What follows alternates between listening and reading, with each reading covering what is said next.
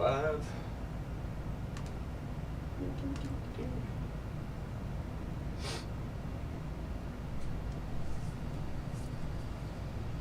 Oh Lord.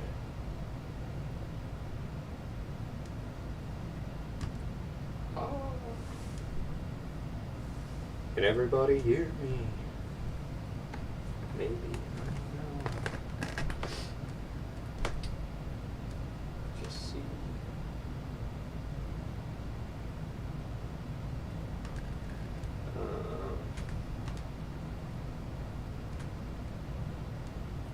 Let's look at the live stream. Okay. Got it.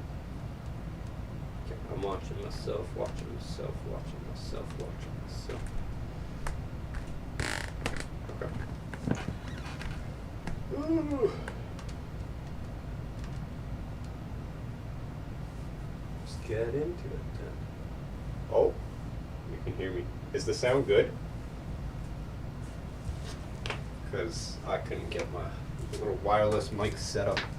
I'm mostly going to be talking over here.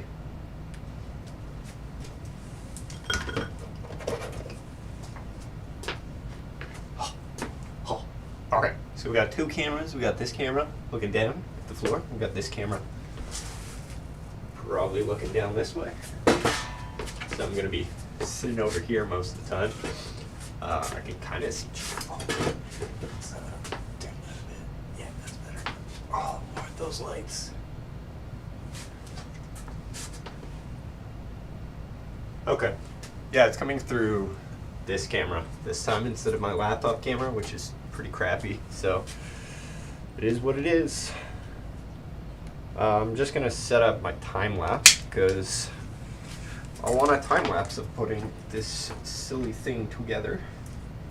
Might get to actually welding it together, but I will explain what we're doing here in a second. Whoa, that looks so cool through the viewfinder. I'm gonna take a picture of that. That is so cool. It's like a hologram.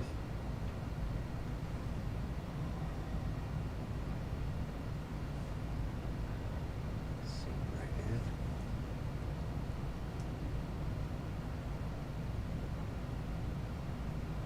Take a bit of a video. Look at that.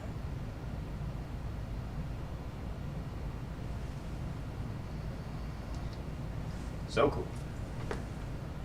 Okay, awesome. I'm sorry, I got distracted. Pretty lights.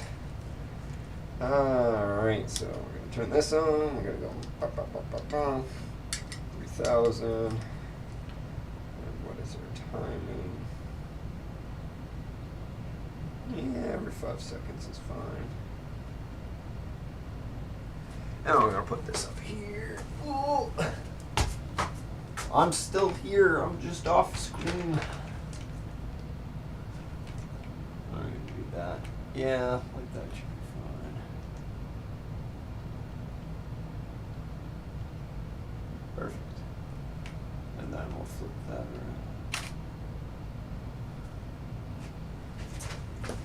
around. Alright, so the noise is just the camera going off. This should be fun. I've already lost my tea. There's my tea. Yeah, hello, welcome everyone. This is my Just Chatting live stream. I'm joking, clearly I'm going to build something. So to catch everybody up to speed, I'm sure I'm going to have to do this a few times, but I've basically 3D printed half of the sword. You'll kind of see it off to the side here, all these pieces. There's a lot. You can't see all of them, but there's a lot. So I'm just going to put them together today. And I'm probably going to do a little fire test as well, which should be pretty fun. I have all the nozzles set up here. However, I've been running into some issues with bending the copper piping. Turns out there's more to copper piping than I thought there was. Like wall thickness is very important with bending. I bought this crazy bending device. Like, it's huge. You're supposed to put the pipe in there and then you just kind of like squeeze and bend it with the top camera. We'll kind of see that way. Whereas like you know, those are the types of bends you can get out of everything, which is pretty cool. But I've obviously notched this. So I've done a lot of research. There's actually just been a lot of research into how to do things properly, because I've never, you know, played with copper piping or anything like that before. So it's been a learning journey for sure. And a lot of it isn't even, like, it doesn't produce results necessarily. It just is a trial and error situation, which is a lot of what I do here.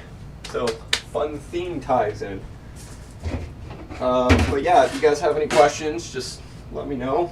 I can see the chat this time. It's much better setup, so I can actually move the laptop around a little bit this time. But yeah, I'm just going to be doing stuff for the most part. I think I'm going to start by laying it labeled. So like it's A through F and 1 through 2. So it's going to be 12 pieces total, which is really crazy. So in no particular order, I'm just going to be laying these things down, and I don't think I have enough space either. That's the funny part. Oh, there are so many of these. And like which way they go, I've also forgotten. So that's fun. I think that goes that way, like there. We'll figure this out. B2, E, F2. Okay, yeah, that definitely goes that way. D2 goes that way. Oh no, I ran out of space immediately. Oh boy. No, this isn't a mess.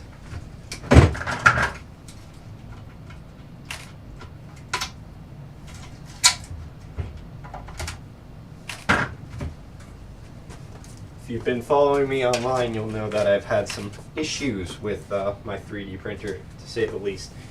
I bought it just to print this stuff, and yeah, it's pretty crazy. It's pretty crazy in terms of what it can do, but also tuning it. That's kind of a bane of my existence right now. And CT.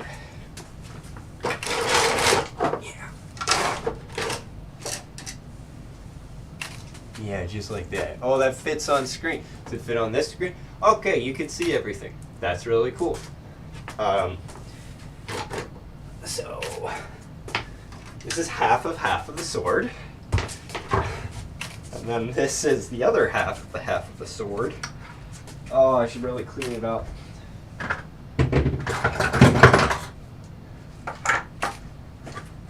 I cleaned up down here a little bit just before the stream started. Now it's going to be a mess again. Ugh. I didn't dial in the supports, so like this, all the cheese boarding you see here, like down here, that all has to come out. That's not great. Considering it like fused to the actual print, it's not so bad to take off, but the surface under it is also not pretty. So that's why I'm trying to further dial in my 3D printer, because ay caramba, this has been a lot of effort. Ooh.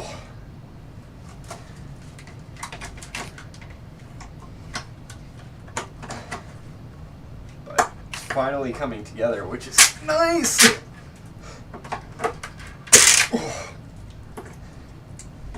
There's gonna be hours of this.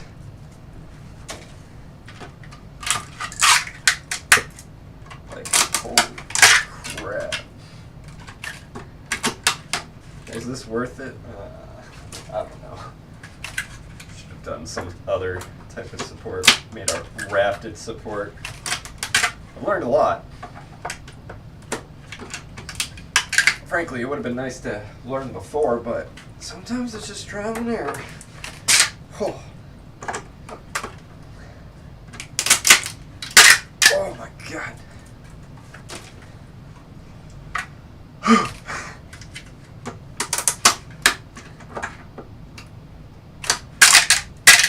Oh, jeebaroni.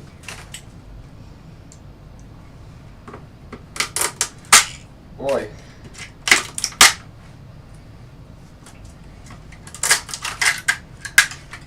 Problem with this is it's going to be a lot to clean up and fill for painting stage. I'm going to try and do the best job I can, but oh boy. It's a big flat surface, so maybe I can veneer it with some really thin foam, something like that, just because like that's a lot of resin or whatever I want to fill it with. Bondo. It's gonna stink. It's too bad it's still cold here in Canada. So you could do a lot of this stuff outside. Instead, we're in here.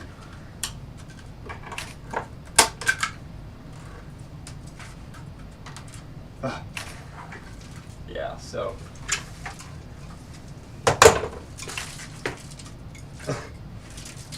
Oh, this sword is gonna jingle jangle, but you can see I got rid of all of this. See if this one can see it better. But I got rid of all of this support. It's still on there a little bit. The surface underneath doesn't look great, but this is gonna need a lot of sanding, essentially, when this is all said and done. It's like, oh, and there's supports in there. Oh, man. Why? Yeah, so these were supposed to be holes. Let's see if we can see them. You see this right here? It was supposed to be a hole, and it's not a hole. So we gotta drill it out. That's what I hate about supports. It's like when they come out really nice. But they don't. Then you're gonna be fighting with it for a while. What size holes are these, of course?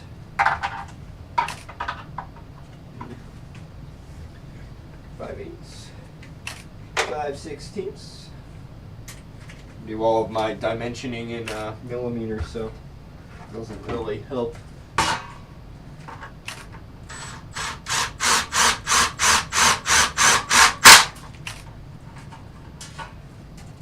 a little big. What is this hole? Oh, it's going on that one. Yeah. A little bit smaller.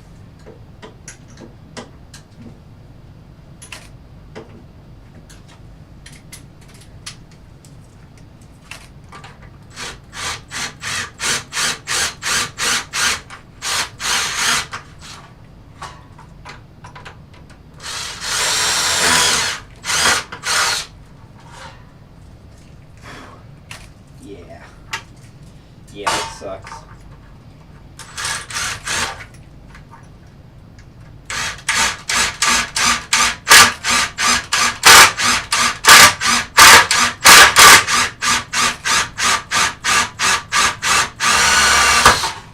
I don't know, I made this hole so close to the surface. That's okay, I suppose.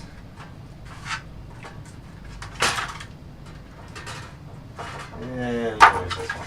Ooh, that's a problem.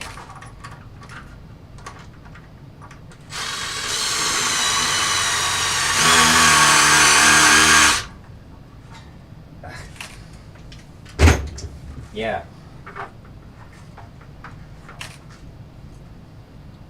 Alright. I'm gonna need something to get in there. Anyway, we'll just continue. Got E1.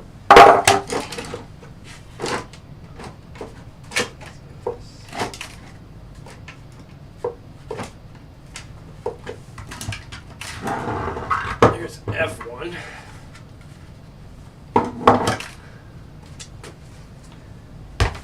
Here's A1. Here's B1.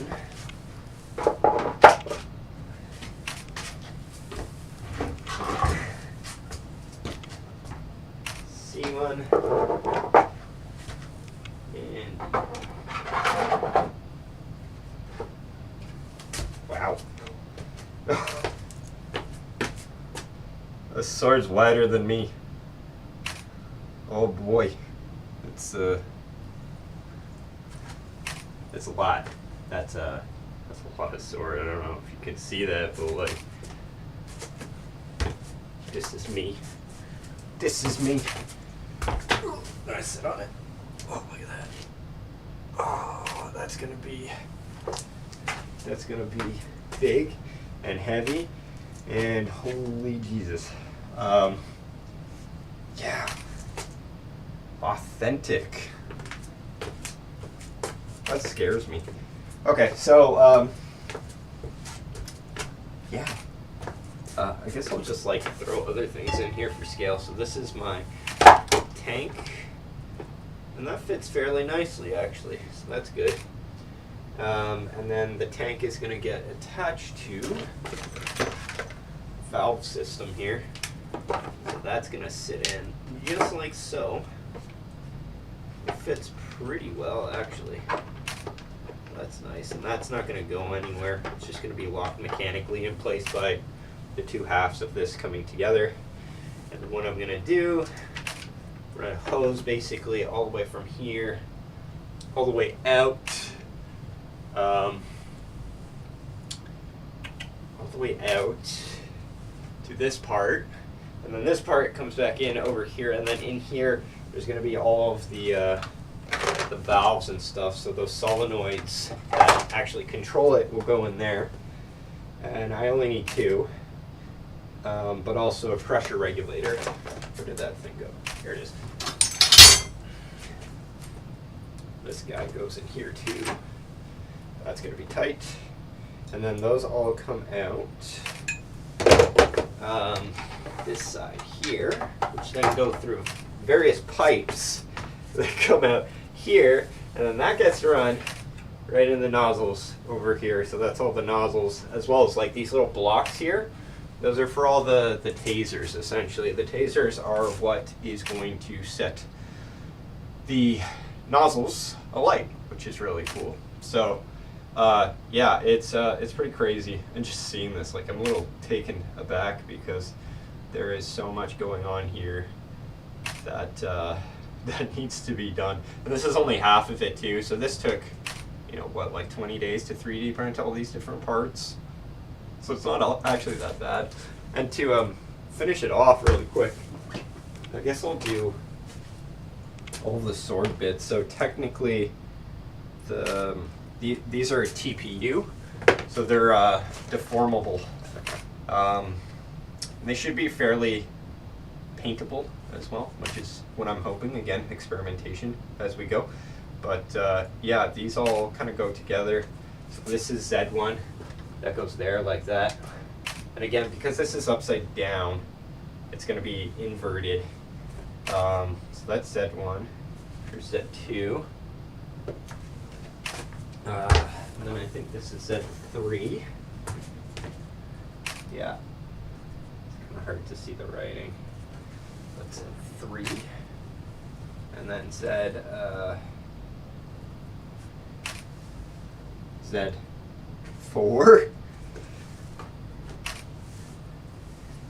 And then that's 10. Z8.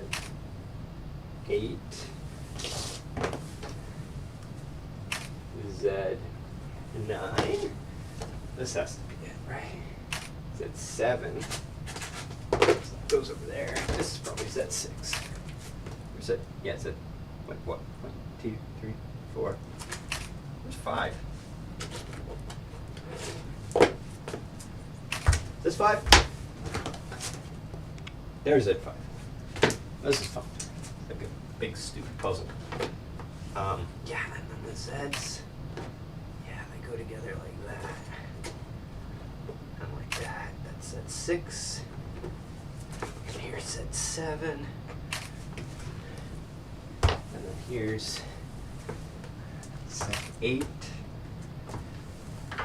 Z8 and Z9. This is Z10, I think I said.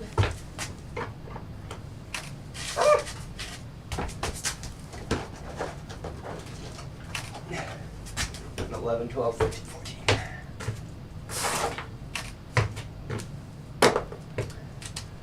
This is probably 11, right? Yeah. I don't remember which way this one goes. This one was a masked print. Oh, like that. And then we need the triangle to go the triangle way. Yeah, okay, so it goes like that. That. It's at 11.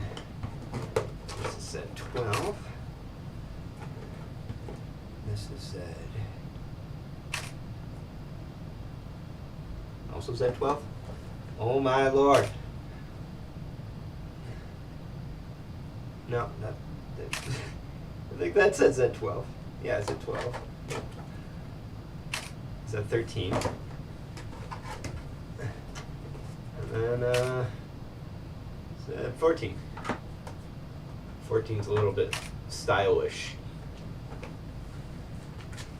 Yeah, look at that. And it's all going to be encased in like a squishy composite, so that this thing's going to weigh like over 30 pounds, I'm pretty sure.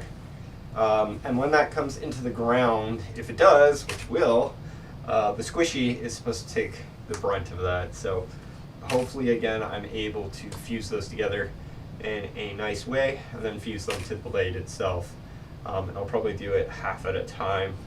This is going to be so difficult to do. I'm just wondering what the best means of survival is for these. Probably to build the two halves separately and then fuse them together. So unfortunately I ordered something off of Amazon. It's a wood burning kit I'm going to use for plastic. Yeah, very safe. And the best way to kind of fuse 3D prints together, especially of this caliber and this size, is heat, because the way these were printed was through heat. So by just heating up the material again, I can meld the two pieces together.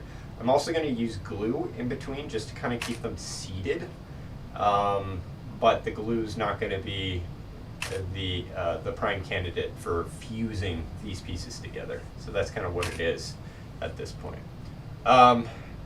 Yeah, I think the time lapse is done, so I'm going to go kill that quickly.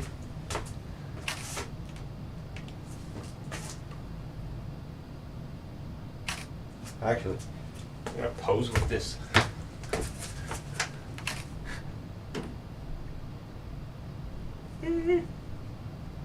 I don't know if that took my photo. I turned the screen around.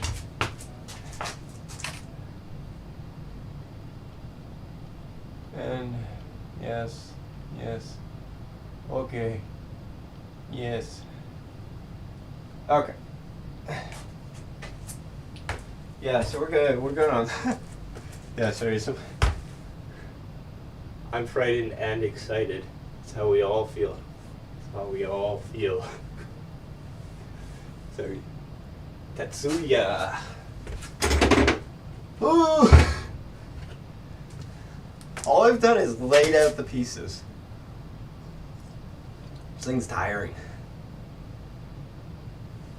Oh my lord.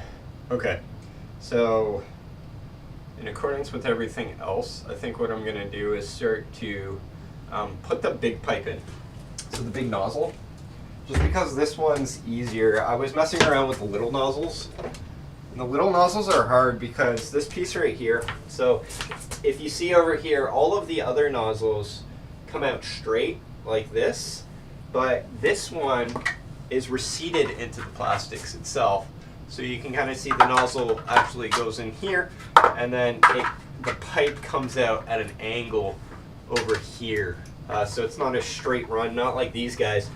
So that makes it really difficult to deal with. And yeah, unfortunately I don't like difficult, so I'm not going to start there. Again, proof of concept. Do the things that you might know will fail right away so that you fail faster, so that you can get to the right solution faster as well. And that's what we're doing here today, of making sure it all goes together properly. And again, I'm not too worried about like all this stuff. I was originally intending to make this all copper piping out, because that's what the design entails as well. But it's too much, right? I think what I'm going to do here is use some of the thinner 1/2-inch copper piping that I have that's very bendable. So a 1/2-inch OD. not half-inch ID, so inner dimension or inner diameter and outer diameter. Very distinct things here in the world of plumbing. Again, not an ecosystem I'm used to, but you get the point of the bigger stuff is harder to bend, essentially. So I'm gonna grab my big nozzle over here. What I'm gonna do, like this thing. I guess, yeah, I do like this thing, but I guess I'm just gonna get rid of it.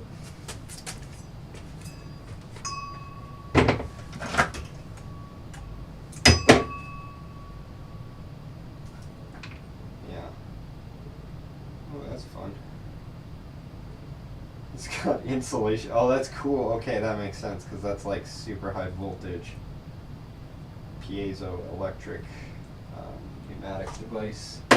But yeah, if you watch one of my previous videos, I think it was the screen canister, I talked about this guy, piezo electric, kind of like fire starter. It creates a large spark just through deforming a crystal, essentially, which is really cool. And that's what used to be used to turn this torch on, but I'm not gonna do that. I'm not gonna use that.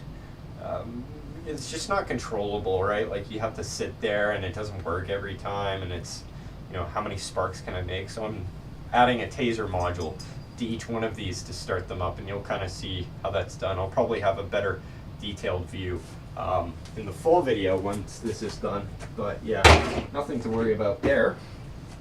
So this nozzle is our biggest nozzle, and he is going right here.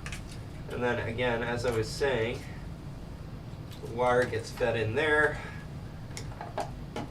That gets squeezed in like that. And you know what? We don't really need all of these set up properly, so what I'm going to do, I'm going to work over here just so that we have a better view. Does that look good? Yeah, it's pretty small. Maybe I'll move the camera down a bit just to get a better glimpse. Wow, my camera's toasty. Oh, hello. Yeah, so we're going to be working on this. So I'm just going to set up the camera over here, just like that. Webcams, they work wonders. So yeah, we're working on this guy right here. Yeah, so I probably want to bend the pipe first. Actually, how was this fused? Oh boy. So, yeah. The way I did this was I soldered this on as well. So I need these joints, so we need a bunch of pieces.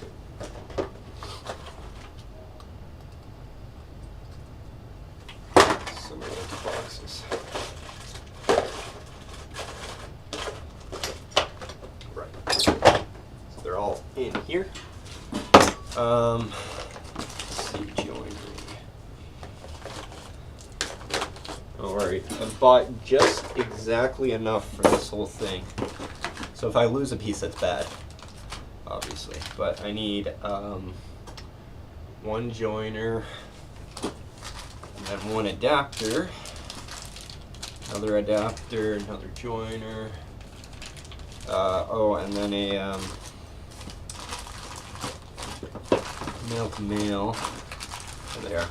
Yeah, so the male-to-males, so it's that, which is our male-to-male, and then we have an adapter, another adapter, what is that, 1/4 inch to 1/8 inch for our little valve guys, and then 1/4 inch to 1/8 inch for the adapter that I created. So it's not going to make much sense right now, but I'm going to put it together. And I'll show you guys at the end, because that's what's going to make sense. And I also have to do some soldering, so there will be fire, briefly fire.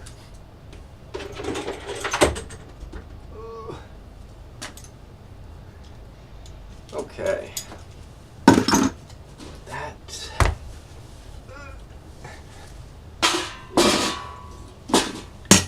Really invest in lighter.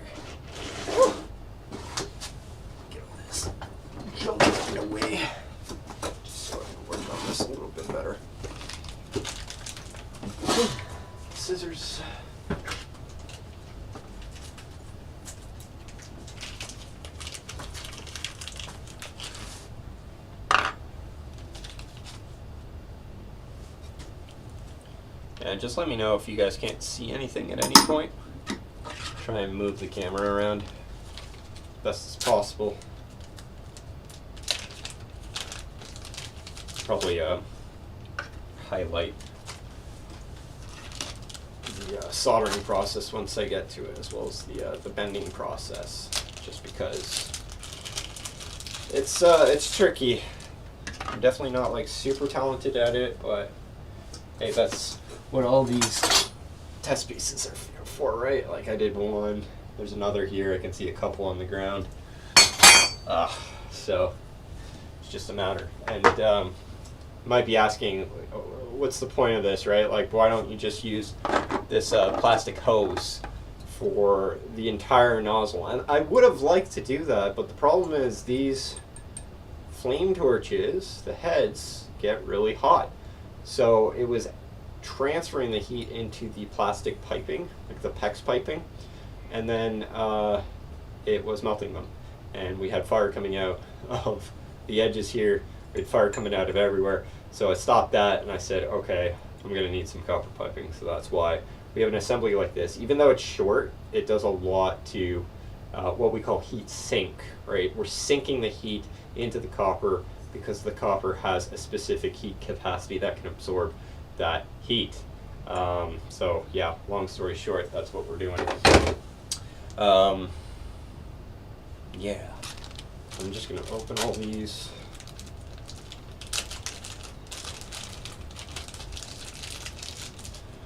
We're basically gonna wing it for bending. What's nice about these bends is that they're all I have left, I guess. But what's nice about these bends is that they're it's just one bend. So in this circumstance, it's just one bend. I don't have to worry about that too much. Actually, you know what? I think I have a small piece upstairs, so I'm gonna go grab that. I need this as well. Yeah, so I'll be right back. Just like build out this. Sorry, I assembled it and then I took it apart because we need a better platform. Yeah, okay, so I'll be right back. I'm just gonna go grab that piece of copper pipe.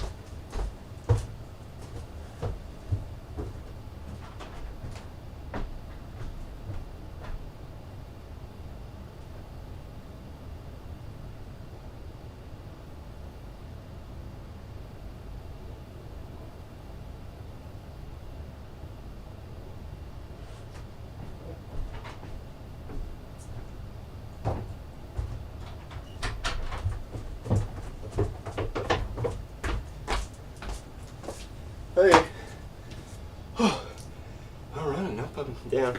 I don't think this copper piece is going to be big enough for this section, so we'll save that for somewhere else. That just means we got to make another pipe. So I got these, what are those, 6 foot? Yeah, about 6 foot. 6 foot pipe that I need to cut down. So I'm going to use another tool I bought. It was fun. I bought all these tools. I hope I use them more than once because, man, pipe cutting is a lot of work. But this is a pipe cutter, so I'll show the camera here. Just a little thing, and it's got a little blade on an edge here, and you basically just clamp it around and spin it. So that's what I'm going to do here. I'm just going to measure out roughly what I need. So like there. And I probably want it to come down a significant amount just because this is our biggest piece. So because this is our biggest piece, we want it to sink the most heat. Or it is going to generate the most heat, so we need it to sink the most heat. So yeah, as I was saying, this just goes on here like this. And then we tighten it a little bit, and then we just spin. And it's like, it's that easy. And you just keep doing this. It takes a while. And you're like, oh, is this ever going to work? And it does. You just got to be patient. It's crazy. It's just like death by a million paper cuts. In reality, I should really automate this. There are automatic ones out there, I realize. But what this does is it also creates a nice, clean edge, like very square to the pipe. I know that doesn't make sense, square and pipe, but here we are. I just got to do this for a while. Like, this is probably going to take me 2 minutes. Not that I've timed myself. But 12 feet of pipe should be enough, more than enough for this project. For the functional bits. Again, because this is functional cosplay, there's a lot of fighting between functionality and the practicality of it. So in the Wyvern Ignition Great Sword, it has all this piping, and it looks like it's solid all the way through, like it's metallic piping through the entire sword. And you know, that's fine and all, but because I'm using plastic as a base material, like theoretically, if I just made these channels out of metal, like these whole prints out of metal, fuse them together in a sealing manner, I could just put these nozzles in and run gases through it, and I wouldn't have to deal with all this internal piping. But because I'm using plastic, something that's a little bit easier and cheaper to work with, it doesn't make it very feasible in the sense of what they did in the game. It's funny because the game is probably more realistic in terms of functionality of a sword like that, as opposed to what I'm doing here. I mean, they didn't have 3D printers in Monster Hunter World, at least. Maybe the new games will have 3D printers. What do you guys think? That'd be fun? Like, what would that be used for? Does that even make sense? It doesn't make sense. I'm just spewing words and stuff. Just because this takes so long. My wrist, my hand, my palm.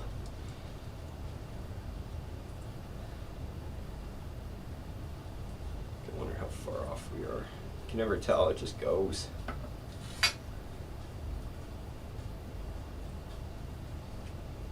I've had a lot of fun making this project so far. And it's been a lot though, like a lot of work that you guys don't end up seeing. Just behind the scenes, you know, 3D printing failures probably took me a week to diagnose. So it's just like it's time gone. And then the design just tweaking, and will this fit? Should this go in here? What about this? And all of that stuff. Because there's a lot that goes with it. Like even now, this isn't perfect in terms of what it is and the design. You need 4 or 5 iterations to really get to that sweet spot with everything. And I just don't have that time. You build one and you're done. But I want these things to last as well. Like, that's the other thing that people don't consider is, like, you can build something and it can work one time. But for it to work multiple times, you know, that's a product. Building products. This is such a thick pipe. Thick pipe. It's almost there though. It's got quite the notch through it. This is fun. Everybody else is in. Oh god! Okay, well, it was closer than I thought. There you go. But that's how it works. Magic, right? Oh god, I'm just dropping everything. You'll hear that upstairs in a second. Sandpaper. See, I heard that. Heard myself.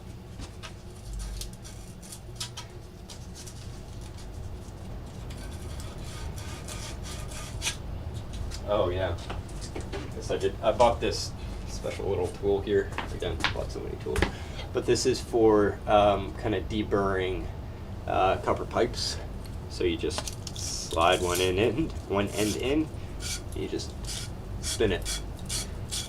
Look at that. Creates a nice, get it all the way through. There we go. but it creates a nice shiny surface. Maybe this camera will see it better. Nice shiny surface for soldering to. It's also got a little attachment for the inside so I can deburr it, just because there is a burr, like a very sharp edge.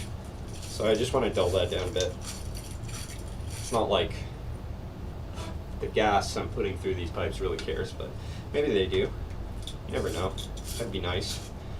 To propane.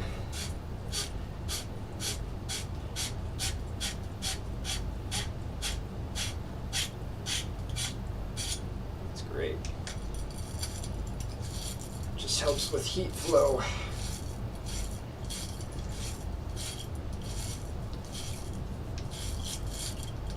Okay. Okay, so there's that. I have this camera a little bit higher.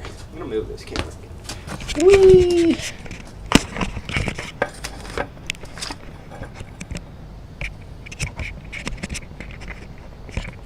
Yeah.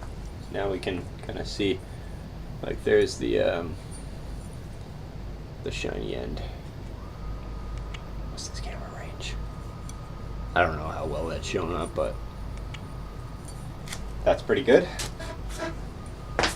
So now what I'm going to do is roughly mark the start of the bend. So I'm going to need this to kind of sit here. And again, I think I'm okay to move this in quite a bit if I need to. It's just this thing right now is stopping me.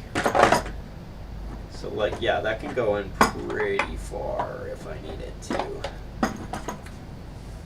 Just might have to mess around with that. So let's kind of like place those like that. Get my marker. And then again, all these radiuses are per spec. My spec. I made a spec. So kind of like that. Oh, I guess like, yeah, all that hardware is going to go on as well. So we're just going to wing it for now. Maybe bring it a little bit back like that. Yeah, that looks about right there. Start the bend there. And then we'll see where this goes. But yeah, so, oh, okay. I should show this camera down. Just so you guys get a better view of everything. But yeah, so what we have is this this spring, and what we're going to do is feed it into the pipe here, and it gets thicker as it goes down. So we really want the thickest part of the spring right where we're going to do the bend. So right where that black mark is. The spring helps retain the shape of it. Again, this is a very difficult process. If it doesn't work, actually this is such a big one too. I got a suggestion from my mom, of all people, but heating up the rod itself might actually help bend it, because that's what, you know, blacksmith, again, electrical engineer here. I don't pretend to know what I'm doing in terms of everything. I've done my research, but theoretical versus practical is so much different than the actuality of this situation. So we're gonna bend it to start with, see what happens, and then go from there.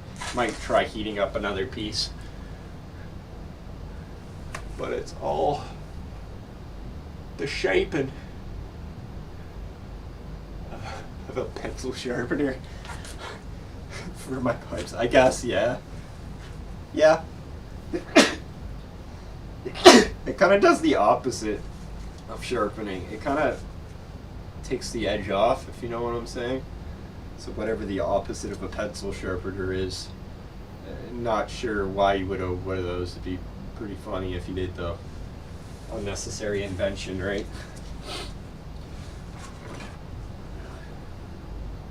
So yeah, this just goes in like this. Oh, it's so silly. But yeah, oh, it's too many factors at play here.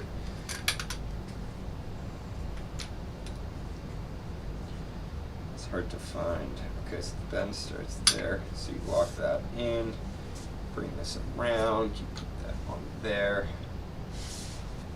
and we just like joggle this into place somehow. So if I bend it later, it's going to be pushed out a little bit further. This is really hard, so I'm just going to kind of wing it on this first piece and then take notes as I go. But yeah, the way I typically do this is I put this on the ground and then I just kind of use torque to feed it along. And it's just, you gotta be so careful or else it just breaks the pipe.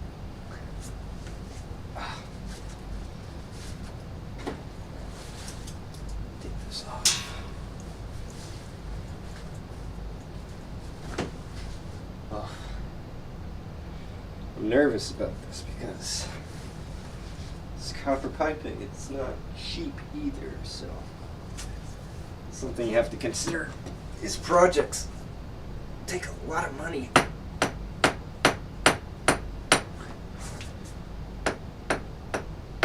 To facilitate.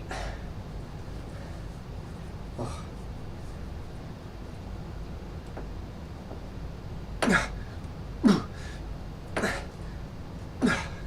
What we're gonna do is just bend it and then kind of like match it to the hole here, just to make sure everything fits. Because if we overbend it, that's it, right? Game over.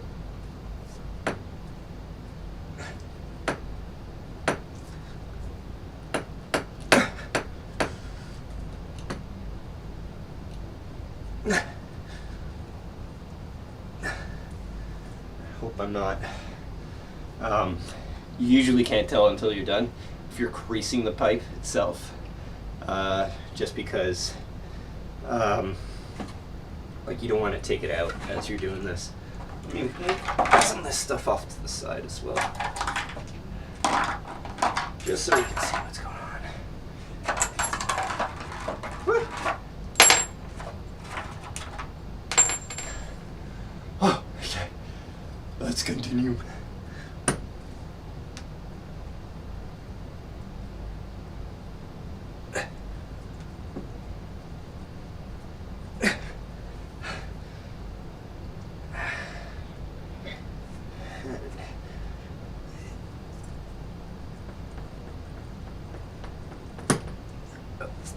Is that okay? Am I okay?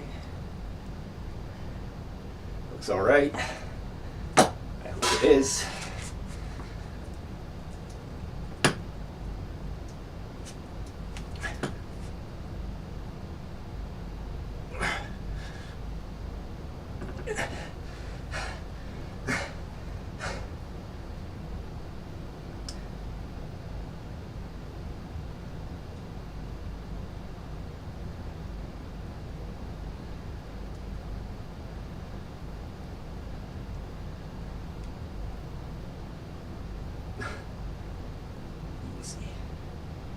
Easy now.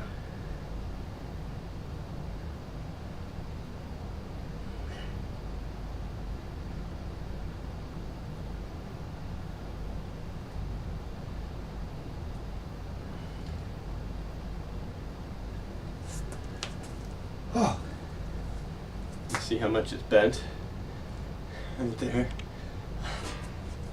Yeah, I'm just gonna. This is a lot of eyeballing. I'm like almost there. It looks to be about 90, so I'm just gonna go to 90. That's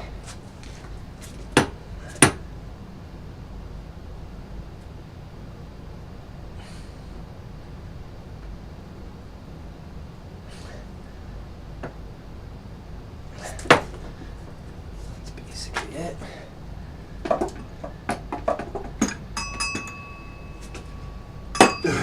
Okay, hold on. Hold on.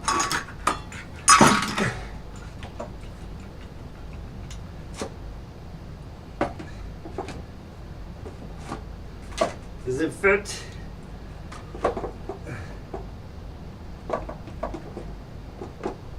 You know what? I think that's perfect.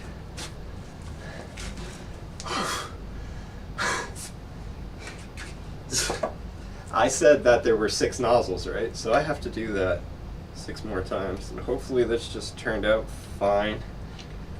Oh, wow! Wow! Look at that! Look at that! I'm very proud of that. That's a lot of back and forth, a lot of worry around that as well. Like, that is perfect. And does it fit?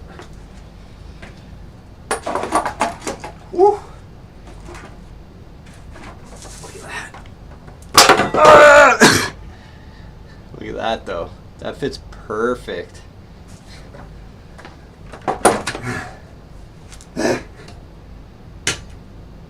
That is very exhausting though. Just because I keep going back and forth and moving some of those pieces out of the way.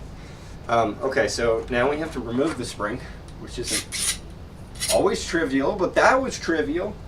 Look at me on fire. So that's cool. That's really cool. That's so cool. I'm so happy about that. Yeah.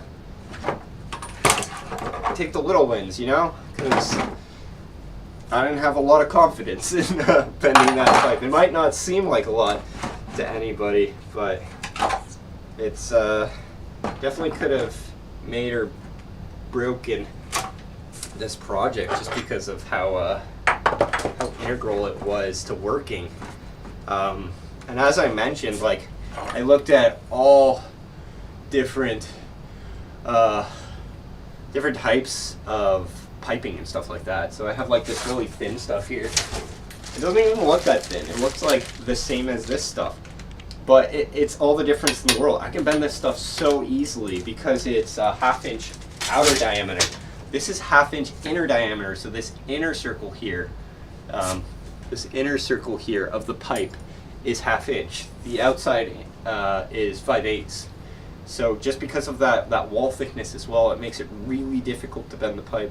But yeah, hopefully that just looks really pretty in the end. It is a little bit further than I want it to be, just because of all this hardware that goes on. So this will sit on, this will go in here, probably that far, and then this goes on here. Can we see this? Yeah, we can see this. Yeah, I apologize for, maybe I'll set up a light really quick. Just for here, because this camera's kind of crap.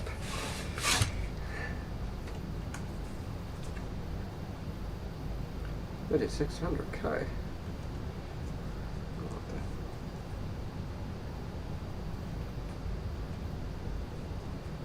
I guess this is as blue as it is.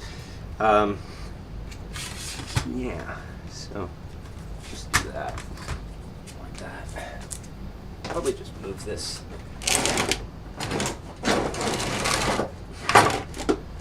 I've ruined everything. Oh my god. Okay. Anyway, so this goes in here. This goes into here. Yeah, you can see how complex this has become. And then we take this guy out with, oh, where's my favorite tool? There's my favorite tool. Shout out to favorite tool. Best tool.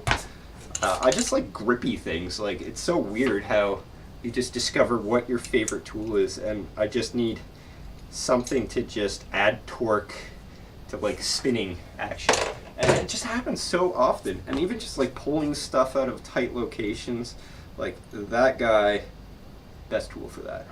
So proud of him. Anyway, I'm just screwing this in here. It's funny, it's like, which camera do I look at? This one or that one? Actually, you know what I could have done is I could have just bent it wherever. Make sure that there was an excess of pipe, and then you know, gone with that. But as I like to say, well, here we are. So like technically I could reduce it that much. It's still popping out the back, and that's kind of what I wanted. So a concern of mine was airflow into the nozzle itself. So what do you need for a fire? You need fuel, oxygen, and with the other one. What's the fire tree? Hold on, I always forget the other one. What do you need for fire? Heat. Of course you need heat. You can't have a cold fire. I mean, technically you can have a cold fire, which is, you know, kind of nifty. I'm not making cold fire though. I'm making hot fire. And hot fire is bad when it comes to plastic that should be kept cold. Cold plastic, hot fire, don't mix. So we're going to try and fix that. And part of the solution was, you can see here. Can you see here? Yeah, you can. So there's this massive gap, and that's just all the way around the perimeter of this guy. And that's by design. I'm going to cram insulation in there. And there's also these massive holes at the end of the pipes, and that's to allow air to get into them more specifically. Just because the fire triangle, I knew that. I knew that there were things in the triangle, and you need all of them for the fire. But if I starve the fire of oxygen as well, I think I can change the flame. That was another issue I was dealing with. We'll kind of see what happens here today. We'll hook this guy up, get him all ready, probably to the actual tank, and then just see what happens. Because then I will repeat the process 5 more times, probably off stream, unless you guys want me to do another stream and just talk at you. But yeah, it's essentially the same process, and then from there it's glue, assembly, and then finally painting. And I'm pretty happy that this is working out fairly well so far, but again, every plan without its hitches. Okay.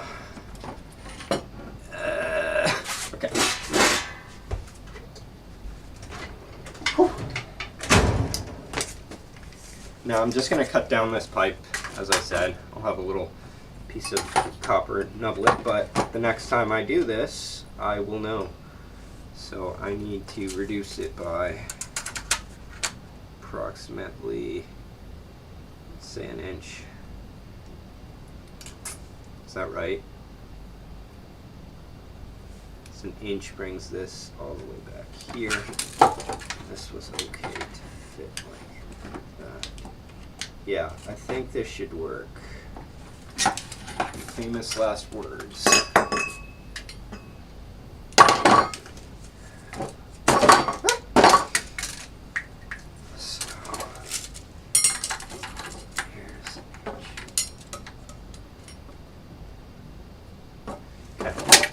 So what we're gonna do is the same thing as before. It's funny because to cut a foot off is the same as to cut an inch off.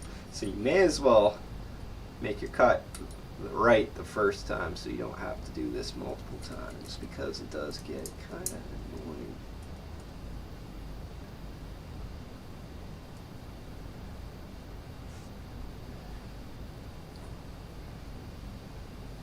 So whether you guys like it or not, you're in for the long haul. We did all of that shaping, all of that curating of the pipe. No reason. We'll have to do it again. That's okay. That's why we're here. I wonder if that bend didn't quite start there, I guess. Like, where does a bend start? Where does it end? When you're just looking at a topology like this, right? Like, you have this bend here, clearly, but then there's straight. What's straight and what's bendy? What's straight and what's bendy? Dilemma.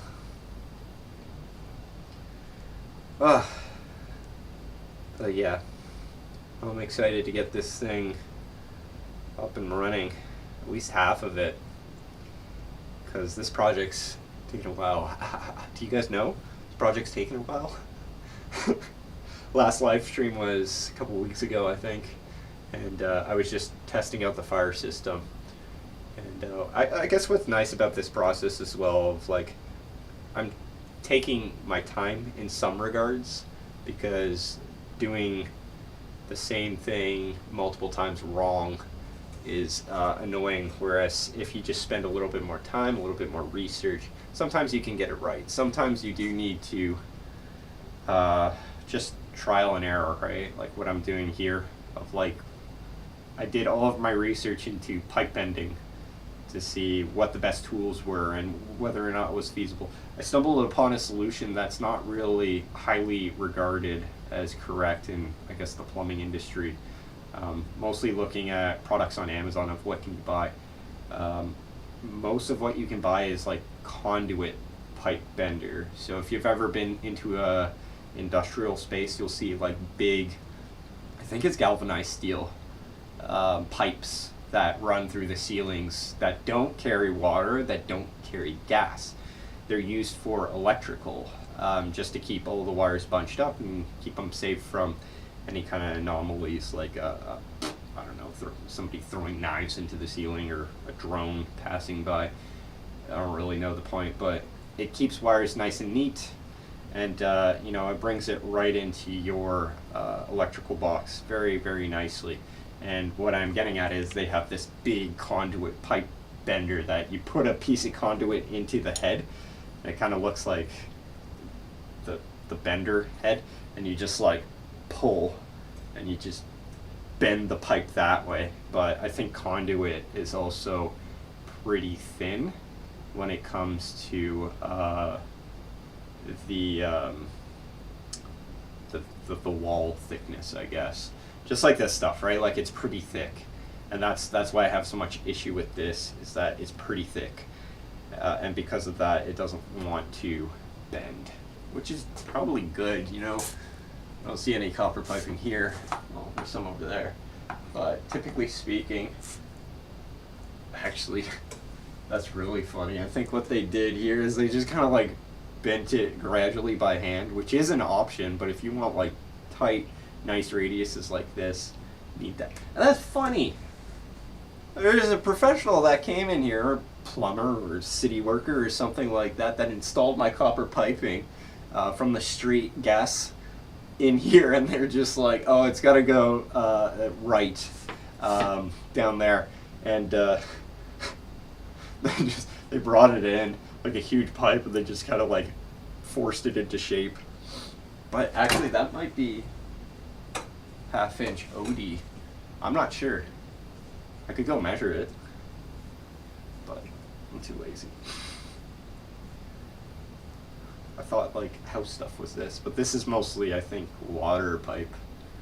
So that's gas and water. Like, these pipes are rated for almost the same thing from what I was reading online. I think we're almost through again.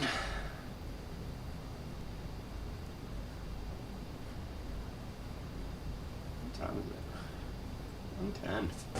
Been here for an hour, y'all.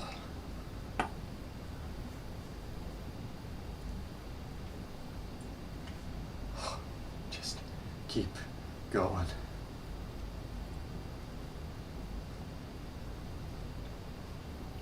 My God.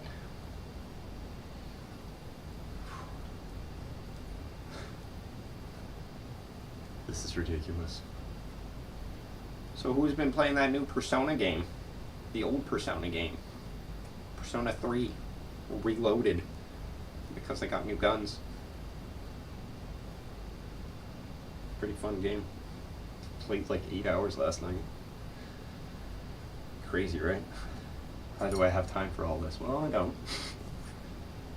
But you gotta make time for the stuff you care about in life. Because it's not gonna make time for you.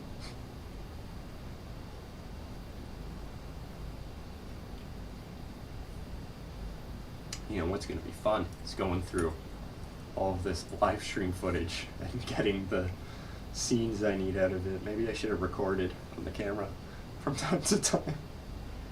This is a new process. Again, these live streams exist because this is such a long process. Like, you guys don't even understand, even though I've told you like 30 times. But it's a very long process this time. Like, I haven't released a full video since probably December. We're in February, and that video would have been done and shot probably beginning of December, because that was the Mega Man Buster, I think. Yumicon was when we went. That was what, like, no, that was mid-November, so maybe even more time. Jeez. But you get the point of, a couple months, and we're still, February, probably another month and a half off from getting something really, like, looks like, works like. And then painting as well is going to take incredibly long, I'm sure. So, we're just going to have to deal with it.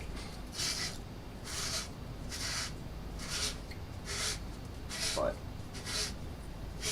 probably going to end the stream when I get to the point where I've soldered everything together. I have the test set up. I wired everything correctly with the taser and all that, and tested for fireability, because this is a long process, right? You can see how long I'm taking just to do one of these sections. Because who would have thought it? Building something really cool takes a while to make. So then we ship this guy.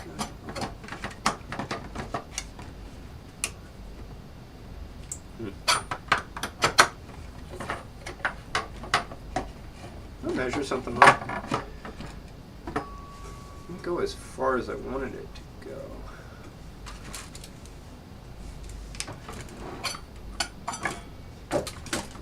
Shut that on correctly.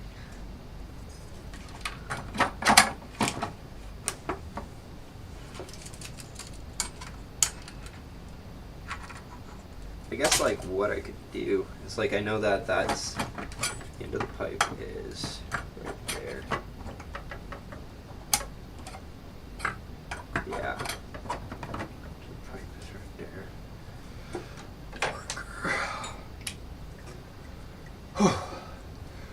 End of the pipe is right there. And that sits right about there, like. Yeah. Just mark this here, approximately. So that will sit about there. Maybe a little bit more. Again, you can always cut off more. You can't put pipe back where pipe don't exist. And in this case, I can make it work. But I'm sick of just making things work. Ow! Funny bone. I'm doing it properly. It really is hard to do things properly in this world. All we see are the finished products. We don't see the process behind them. Work for a company that's 4 generations into product. And improvements are, they seem insignificant to the end user, but it takes a lot. It takes a lot to put everything together. And again, I build one-offs, but I know how to improve every single one of these projects. And I think what a lot of people get into is the habit of doing very similar things. So it's like, once you build one giant sword with a flamethrower in it, you can build any giant sword or giant axe or giant hammer with a jet engine in it, I think. It's just a matter of taking everything you learned and altering it a little bit, which is really neat. I'm hoping to do, things to grow on other things that I've created. So like the Daft Punk helmets, I want to do a sequel, a triquel to those helmets, Tricool. Sounds like NyQuil. I wonder if that's somehow where they got the name. But yeah, it's you really wonder what else I'm gonna do, because there's a lot. And you can perfect the technology and have ideas for other things as well. But I really do like LEDs. I love LEDs. So I think future projects I'm going to do a lot more LEDs as well. I have some ideas there. But I do like fire.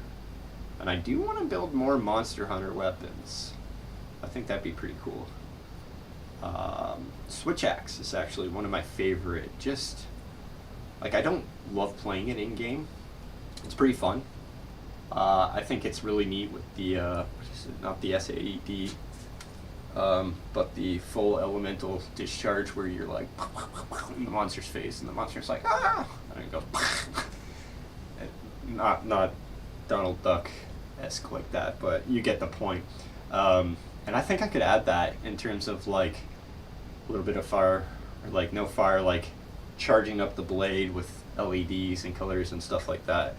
And then just a little like fireball at the top. Like you click a button or something like that. And the more you click it, the more it explodes. And yeah, like I do enough embedded programming, so like Arduino stuff, that I could get that to work. So like the more you click it, the more fireball is created to a maximum size, which is really nifty. And I think people would have fun with that. It's just a matter of making it safe as well, because you gotta make this stuff safe. Like, you don't want it hurting anybody. You don't want it hurting yourself either. Hence why I'm not making a real sword. I'm making a plastic sword. I don't want the sword bit hurting anybody. Not to mention, a sword this size and this thickness alone would be like over 300 pounds. Over 400 pounds probably. Maybe 500 pounds. Like, we could do the estimated weight of steel of whatever cubic meters this is. But you get the point. Like, you don't want to be swinging that around. You won't be able to get it off the ground. But this is fun, because I think I could get it off the ground. I don't know if I could hold it out like this, but I could probably hold it up straight, and that's all that matters, is the and then dropping. And that's what it is the Executioner's Sword. I heard when I was at TriCon, some of the what is it? No, I guess the LARP guys were talking about, but also the HEMA guys, so the European martial arts, which is swordplay, which is really cool, really fun. They were talking about executioner swords were just so heavy and so sharp that they just brought them up and then just dropped them. And that's all you have to do is control the drop, rather than trying to like swing or anything like that. And I found that kind of cool. I guess it's the same with executioner axes, of like they'd just be really big, heavy axes with a very sharp, fine blade, because you use it to just sever heads, right? And there's a lot of spine in heads, and I guess unlike video games and all of that, it's probably hard to separate the spine, like this thing that's supposed to protect a human for 80 to 100 years of their life, from the rest of the body. So you need a lot of weight and like a lot of force, essentially. This is fun. I've derailed this conversation. Talking to myself here a little bit, but for anybody watching this back, remember this, because I sure won't, and it will be funny to talk about, I think, someday. And any potential sponsors, you can, I don't think anybody will go that deep to watch this very obscure book, but yeah, just keep that in mind. Conversation. Talk about anything. Not anything, but anything. Love the engineering behind things, the principles of why things work, more so. Not just engineering, right? But watching that engineer guy, the engineering guy? he's got engineering in his name, but he's talking about trains, and just, trains are so fascinating. You don't think about that. In university, the firmware programming, like the computer engineers that do a lot of like low-end programming would have to take a course that involved programming trains to run at the same time on tracks that would cross over to each other, and train timing, like real-time operating systems where you're taking in a whole bunch of variables from a whole bunch of different positions. It's very important, and you don't think about that. Like, train coordinators have a very important job to ensure that trains don't collide, because if you're on a single track, like if 4 tracks go down to 2 tracks go down to 1 track, you don't think about, well, that 1 track is bidirectional. It's like roads, but there was only a road that went one way at one time of day, or like whenever a car was coming in one direction, it goes one way, and then when a car is coming in the other direction, it goes in the other way. Well, you have to stop the cars so that they're not both coming towards each other one way at the same time. So it's very fascinating stuff, and very, very intelligent people work on that kind of stuff, and it's mind-boggling of just like the little interactions of he had a 20-minute video on just how the blinky lights with the crossroads, how those come down and how they're triggered and all that, as well as like how do you make sure there's no false positives, right? So that's the instance where there's no train on the track, but the thing's going down, because it's not just an engineering problem, it's a societal problem as well. If you think about it, of if the things come down and there's no train coming, there's no train to be seen anywhere, what are people going to do? They're going to start to go around it. And every time that happens, people are going to start to consider, well, there's probably no train coming.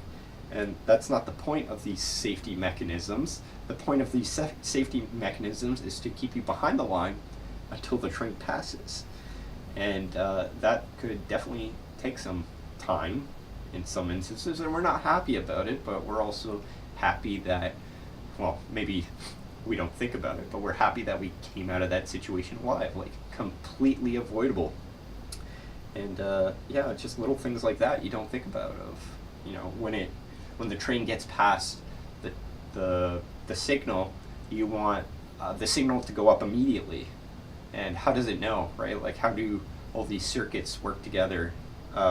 I found it kind of fascinating that it was essentially a relay that's, I think it's, what is it? It's normally normally open when there's nothing on the tracks, and there's an electrical signal that kind of keeps it open from the electrical blocks to one track itself.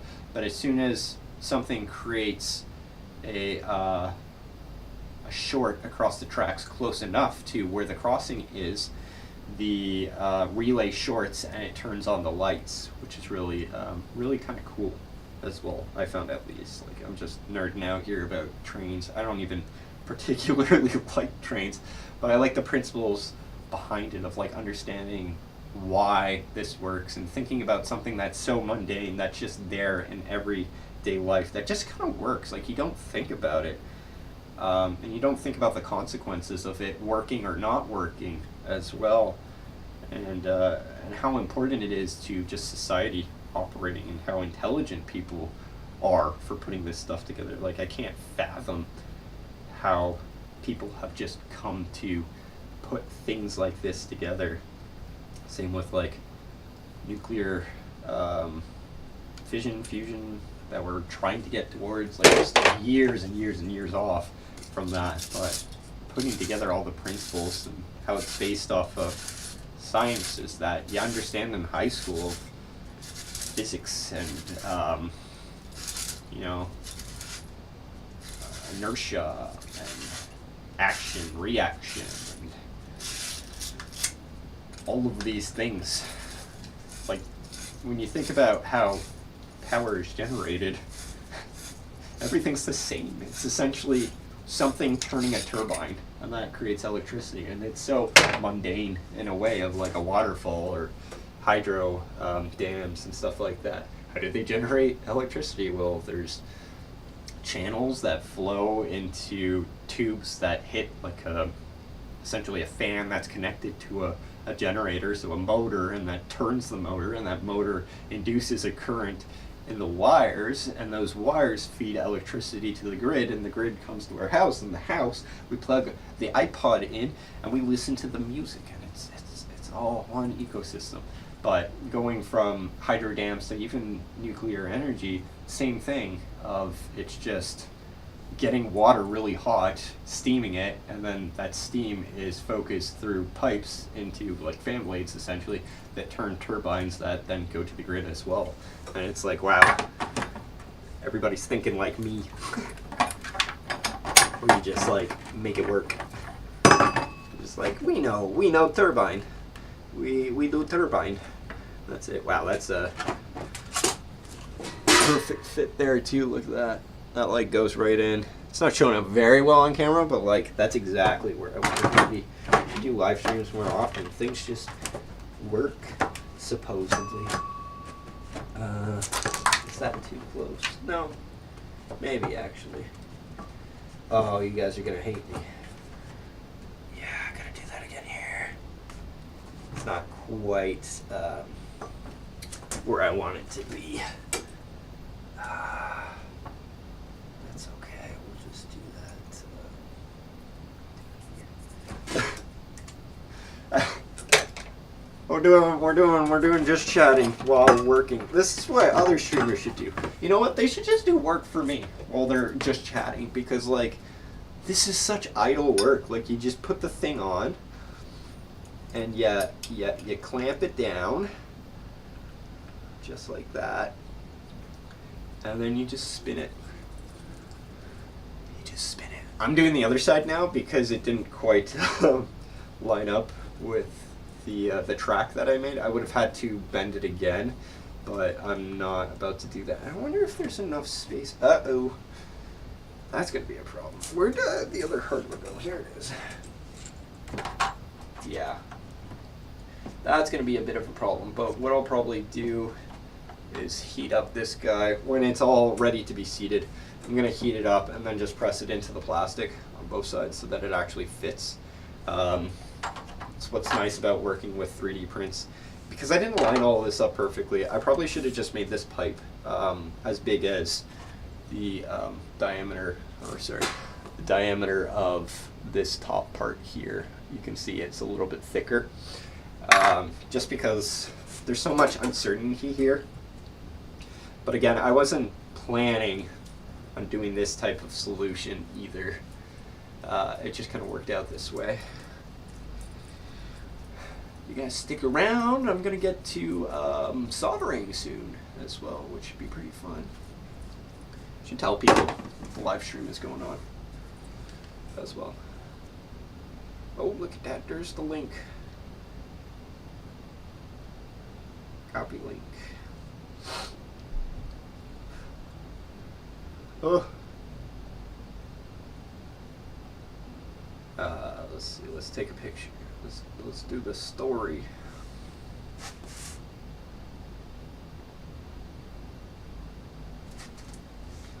Live stream. Live.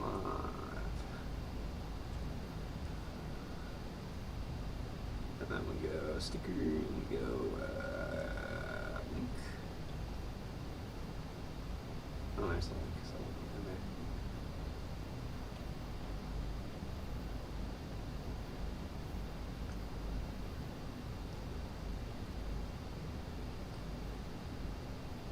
There we go. Sure. Done. And if I can do stuff on TikTok as well. Whoa.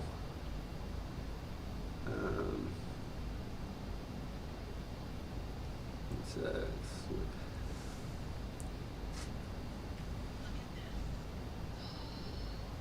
I hate this. I hate that so much. Live stream. Live.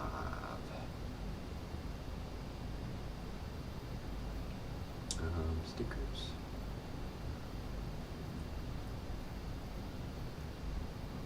Where's the link?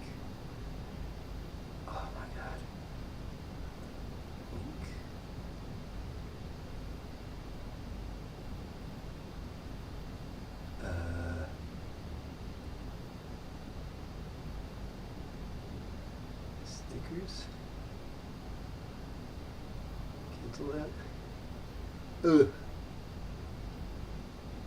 Black History Month. No, that's not what I want. No. No.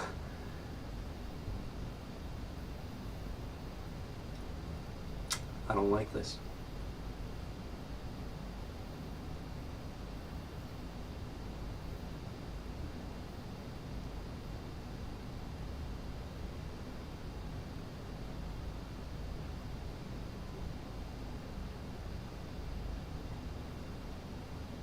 I don't know how to do this.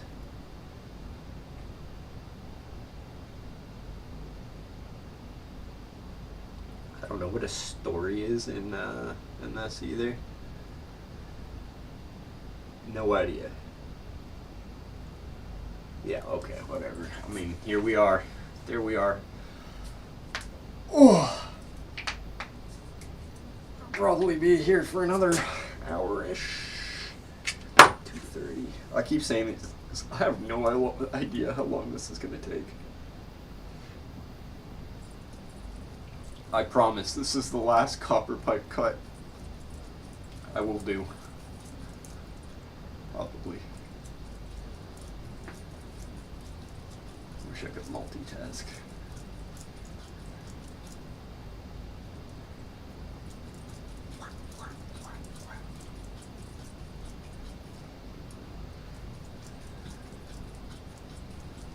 More.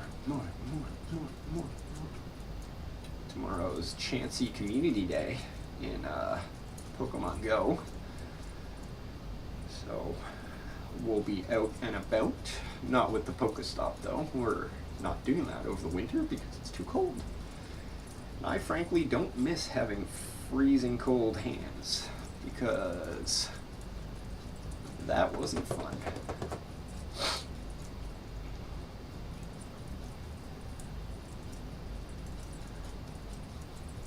It's just so hard in the winter. Everything's so difficult. Cold is too much for me anyway. Oh, okay. Almost there. Almost there.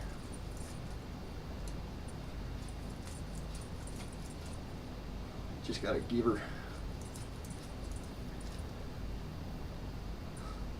Ah!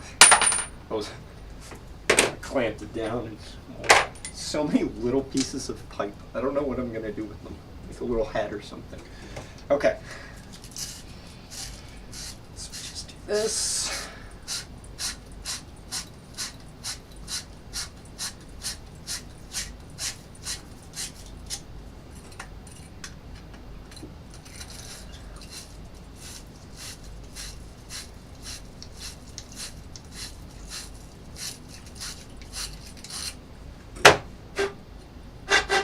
Okay, cool.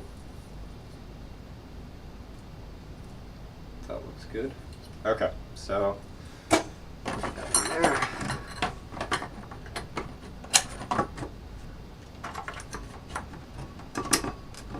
Yeah, okay, amazing. Maybe I don't even need to melt it.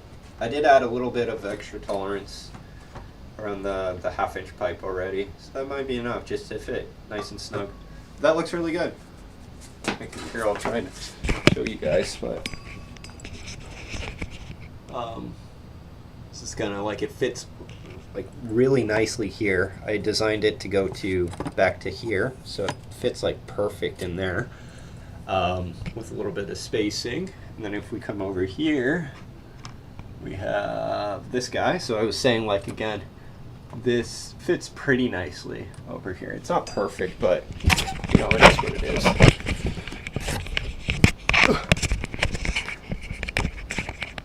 And then what we're going to do now is solder this pipe. So that just means heat. Oh Lord. Just done that.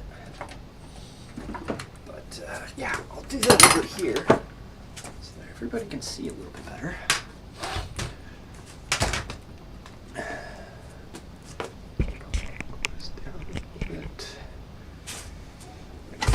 Flammables that way. Use that. chilly again.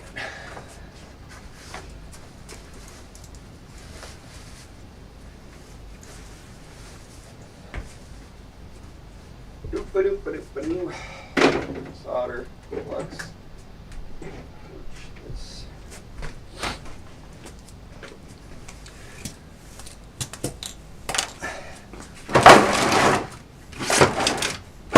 Alright, can we see? Yeah, oh, you can see. Oh, you can see. We're Gucci. Okay, so not like this much space to work with. That's backwards. You can see my face up there. Cool.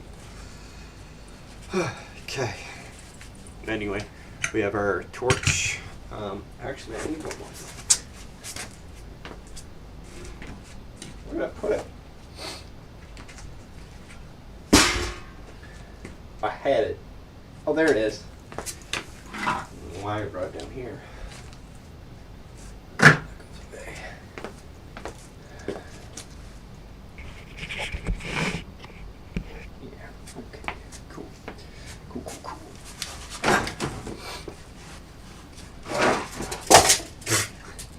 So, the way I did this last time is, well, first I gotta take all these screwed components out, put that over there, there.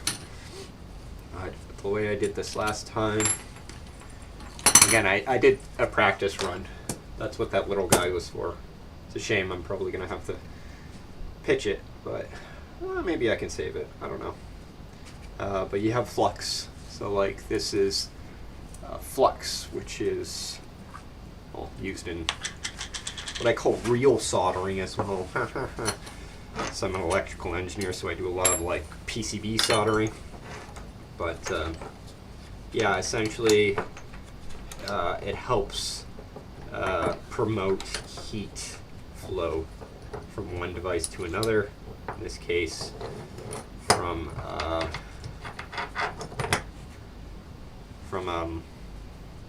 this pipe to this little adapter. So like the adapter again, I'm putting right on top of there. And yeah, like soldering is just welding for the most part. You're just putting liquid metal in between two pieces of hard metal. And then it cools down, and then it's forever fused unless you apply heat to it again. So that's what's nice about it. It's more of like a temporary weld, I suppose. It's not actually like really fusing the metals together, where certain types of welding will do that. But in this case, we don't care. We don't care about it. Okay. So now that's on. And what we're going to do is we're going to get ready with our solder. We're going to turn this on. It's the tricky part. I'm wearing gloves this time because last time I didn't realize it's not smart.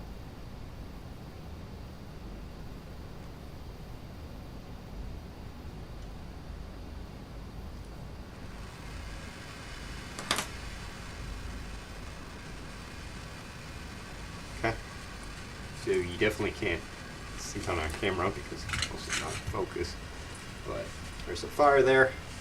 What we're gonna do is heat this guy up.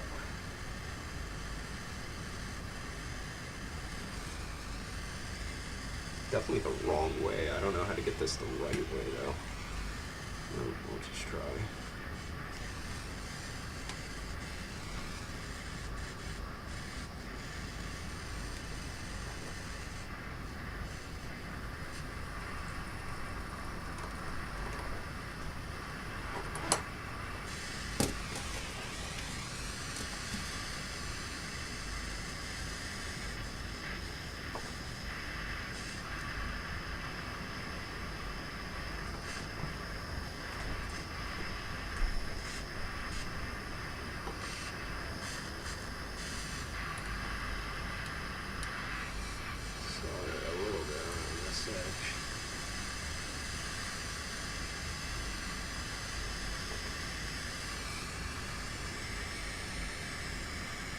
Again, I'm not going for beautiful. I'm just going for work.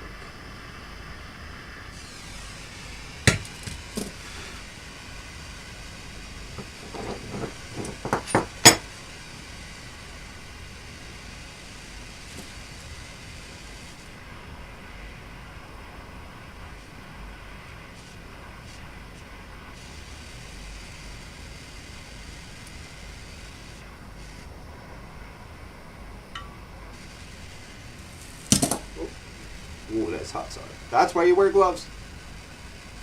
That's why you wear gloves. Okay, so that's one end.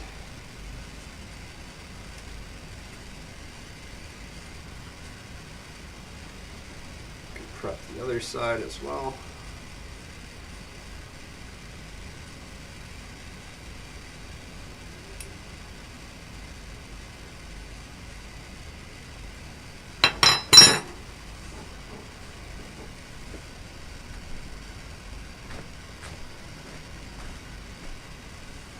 That. There we go. Sorry, I do have to focus on my work, so you might not see me show the camera as much. And I'm going to start on this side.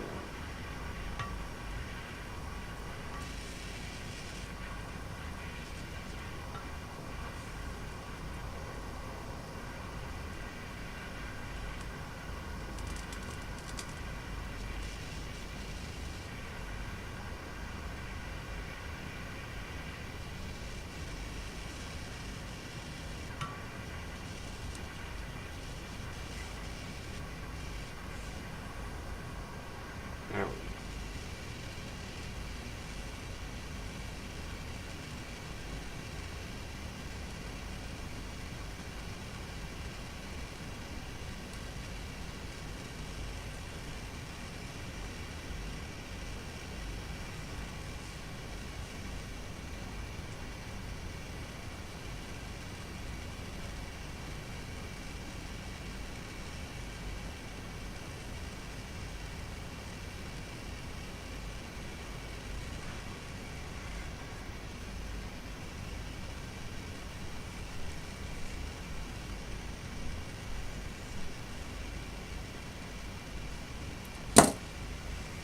Okay.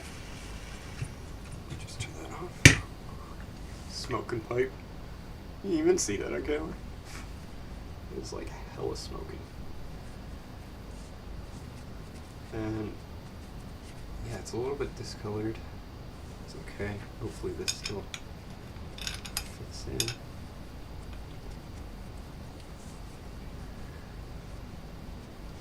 Yeah, that should still work. Got a little bit of schmutz.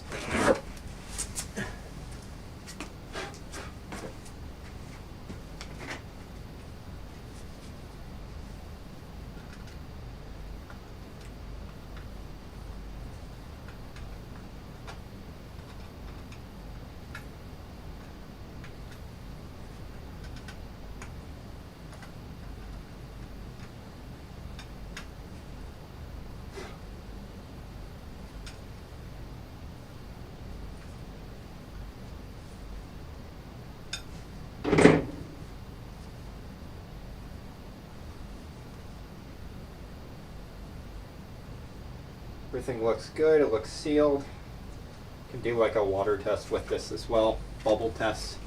It's one way to do everything. But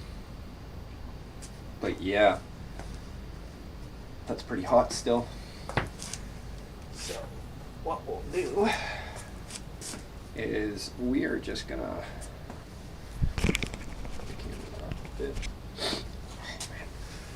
there it is. That's the pipe. And then we're gonna put all this stuff up here for now. Just kind of out of the way. We're gonna do the next step, which is almond tape. So this stuff right here. How hot is this? Still pretty hot. So we'll put that off to the side, let it cool down naturally because we don't want to mess things up. And then what we're going to do is just plumbing tape everything. So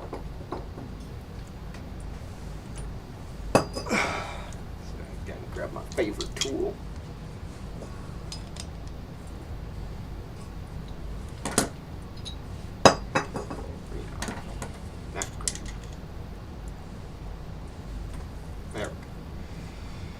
Once this goes in, it doesn't come out, that's for sure. And we just have to seal everything off, make sure nothing gets in. So if I'm screwing it in to the right like this, which way do I want to do it? This way.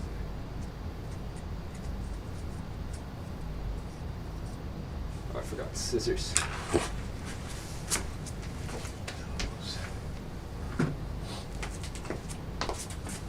Hey Google, turn on ventilation fan for 40 minutes. Got it. I'll turn on the ventilation fan for 40 minutes. Since I'm screwing in this way.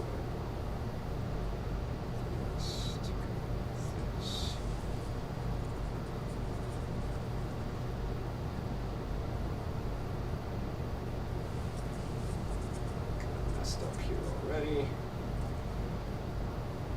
That's okay.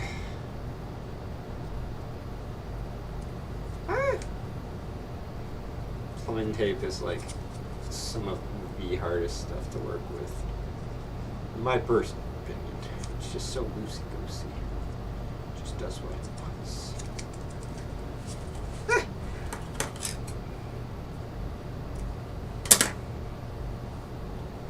Okay, so there's the first piece.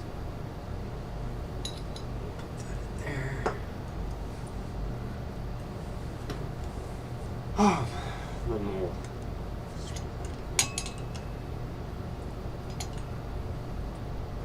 that's in, that's in. And then the next piece here, we're going to put this on first. That gets screwed in this. Right? Yeah, okay.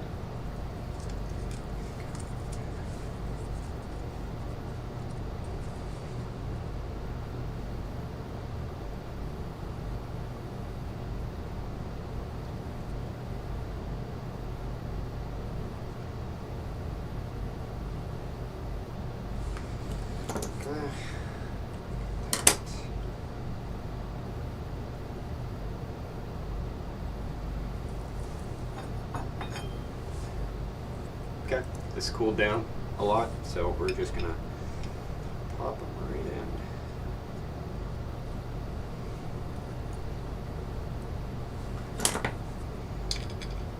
It's important we get these things tight now. This is, oh, I put the wrong one in. Oh. But if you don't tighten everything now, you're gonna get leaks, and you don't want leaks. This one. Screw it this way.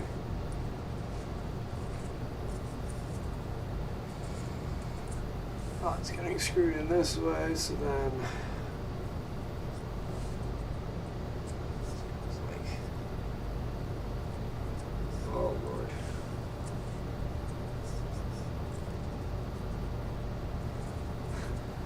Fix the plumbing tape. You fix it. Oh my god. This stuff is so touchy. So it's getting screwed up.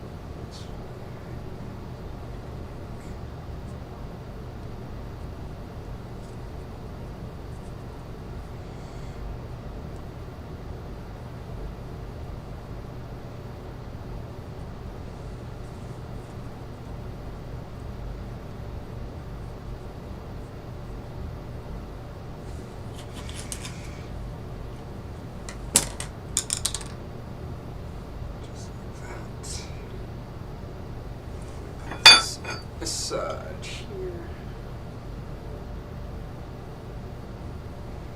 What is the opposite of what you're thinking? Because that's not the side. Oh. everything. Think about everything. Okay. It's basically in. I should sit a little bit closer. Camera's right here. I apologize. I'm doing stuff up in my chest. So we got the 2 adapters in now, each side, so the pipe's basically good to go. We're done with this. This now gets screwed into here, just like so.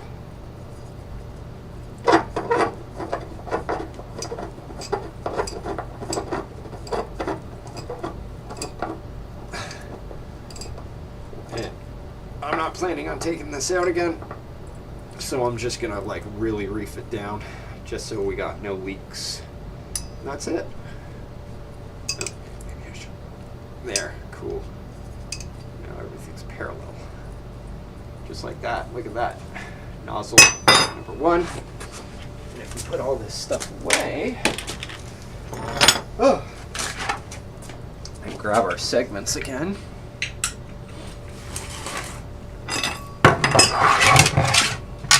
So that's D1,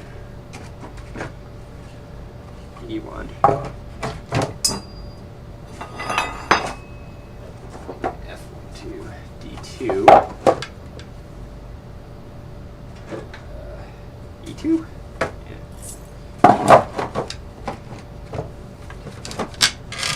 And I also need F1. Oh, there's F1.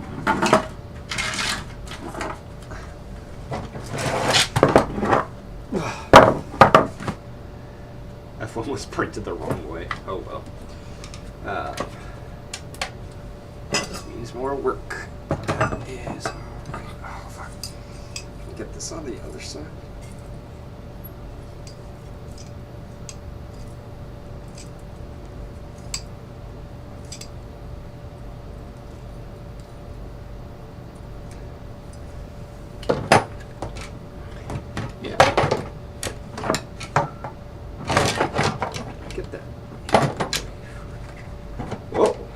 What happened? Shrinkage? How's it going for this one? Lord, I put it in the wrong one. Oh, I'm an idiot. Okay, well, that just means we have to swap out the nozzle for this guy. Measure twice, as in also pay attention 2 times as much. I sure as hell did not.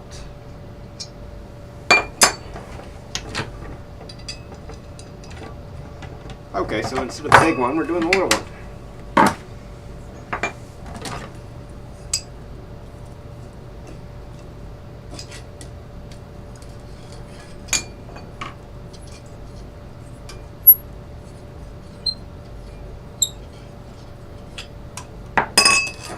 These things fit into each other too.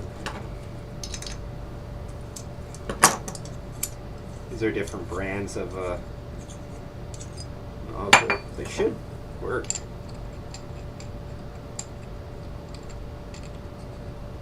What do you know? They work. More or less. A little bit.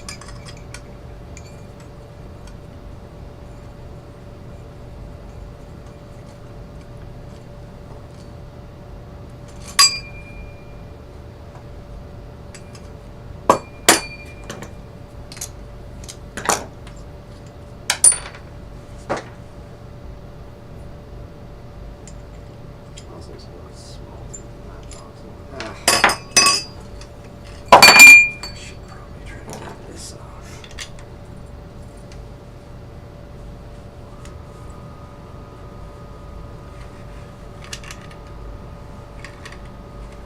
Okay. Sharp. I kind of messed that up. That's alright.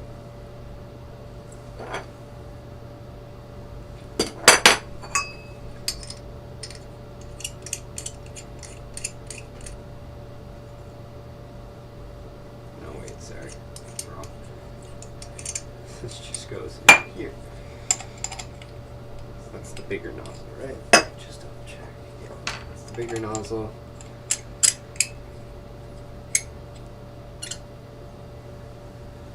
Goes in like that. This goes in like this. That just means I need a new piece.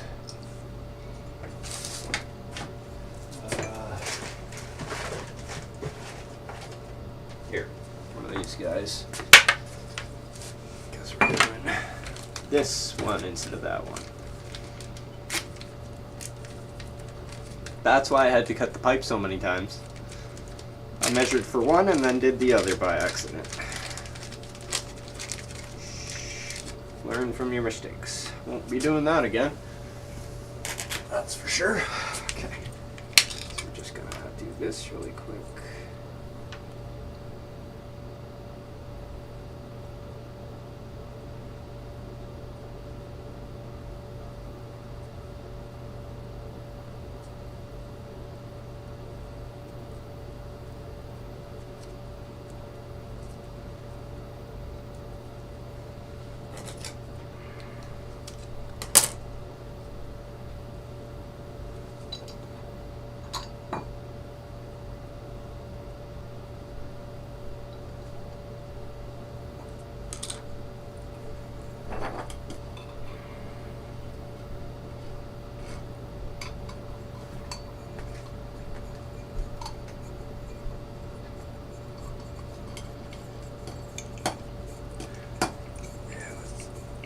Reef this down again.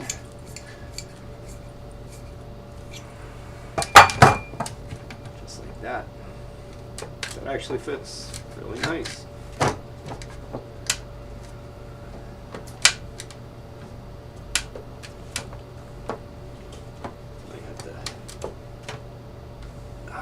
That's a little bit tight. I should have taken more off there, but that's okay. I can get this in a little bit more. Yeah, I can definitely get this in a lot more.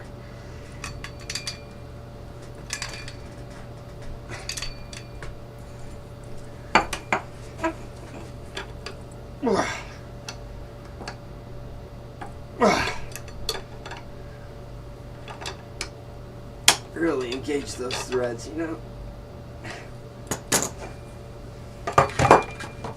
Yeah, that works. Oh, that could go even a little bit further. But yeah, there's our nozzle. Bam, bam. Okay, so what we'll do now is we will hook up gas. We'll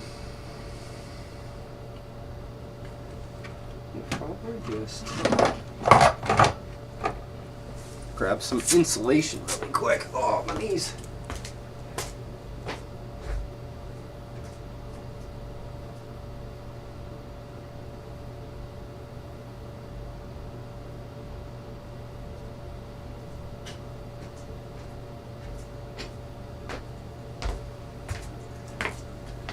Forbidden cotton candy. Should really be wearing gloves. Don't try this at home, kids.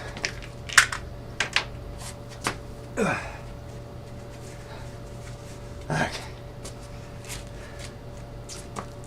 So all that's going to happen really, in terms of this, this. This one's a little bit nicer. We're just going to seat that here. I'm not going for perfection, I'm just going for good enough right now to ensure that the solution is going to work to some degree in terms of insulating the fire from the plastic, because that is a little bit tighter than I wanted it to be because I was doing the wrong thing for the wrong piece. But c'est la vie. Here we are. Shorty. So yeah, that goes in like that. And then I do want a solenoid valve question is, where did I put them all?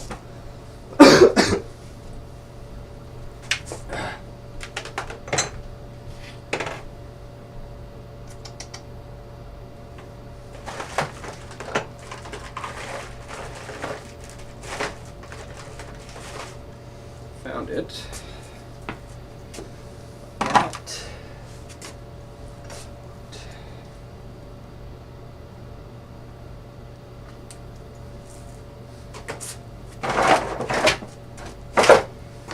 Stack these again.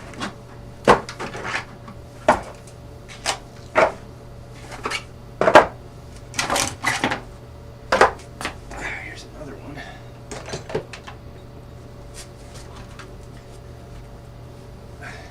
Okay.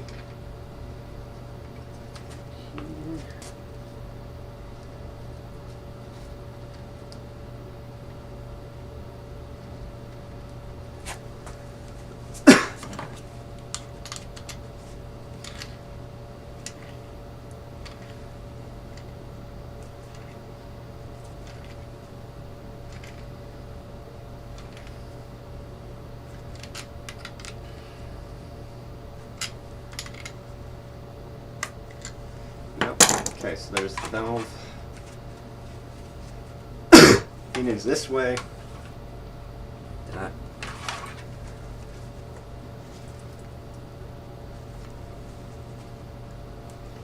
That is this way.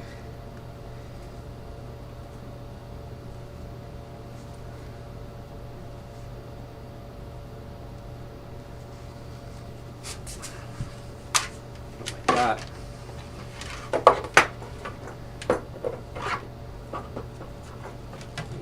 We're just going to temporarily connect all of this together.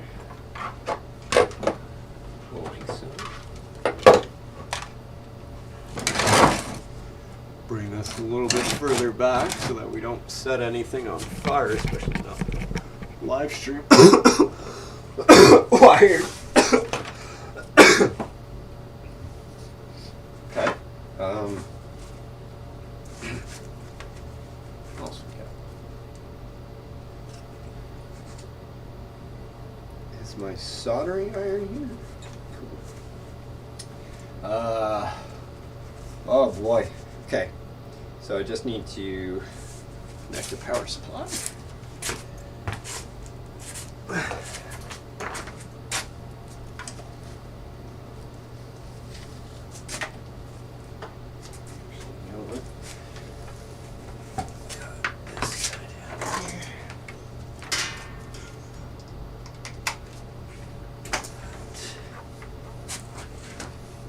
And we're going to start with compressed air. Make sure nothing's leaking. Connect that up. Gonna go black to black, red to red. Black.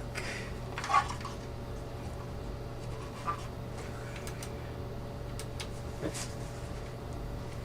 Where's no power?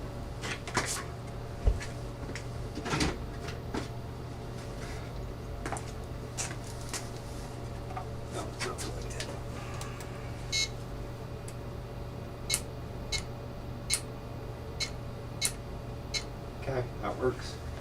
So let's just turn on some air. Okay,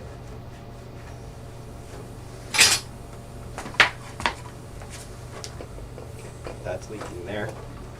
I'm okay with that.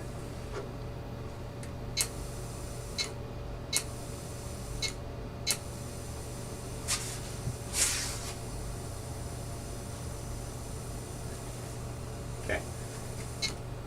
We're good.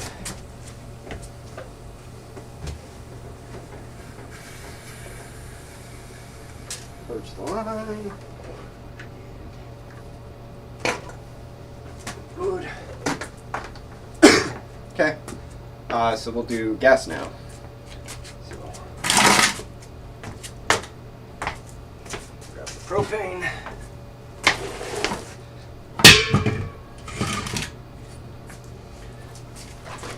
I'll take this. Connect it to this. That.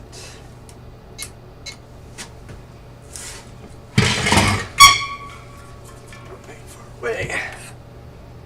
That. Put the lighter. Put it up there. Yeah. So we'll get the torch ready. What I'm gonna do is take off my left glove.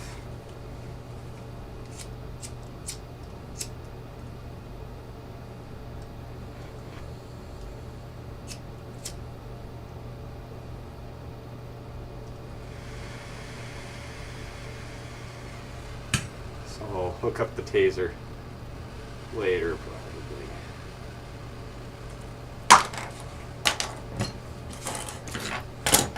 Okay. So good. Open the propane. Make sure it's regulating.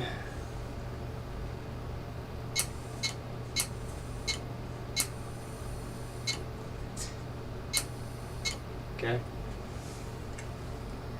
Yeah, there we go. Works pretty well. You guys see that? Let's do it again. So it's slightly blue. Keep this on for a bit. Yeah, so if I really limit how much air it gets to it, I can make it really red. Yeah, so that's probably what I'll do. Incomplete combustion. Let's just see how hot everything gets. Insulation is doing its job.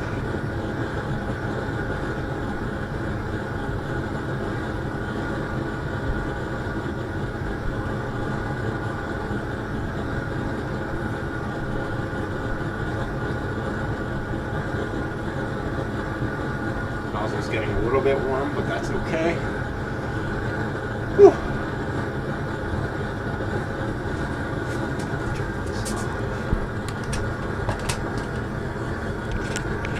Oh, it's hot up here.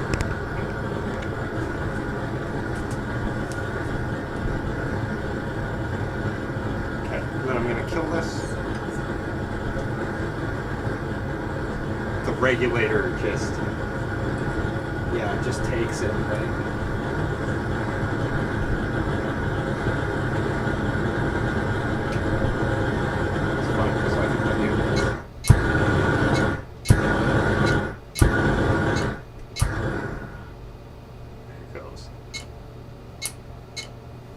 Okay, so that's off now. And what we're going to do quickly here, take this out. Plastics. Yeah, plastic's fine. Insulation is cool. Metal is hot. Piping is not. Yeah, so we can run this for a good amount of time actually. I'm really happy with how that turned out. So I'd call that a success. I think next steps, I'll do this over here. Put this back up and bring my chair over. Oh. Yeah, who do I talk to? Got two cameras. But yeah, this works really well actually. There goes that, a little bit more gas in the line, purge the line.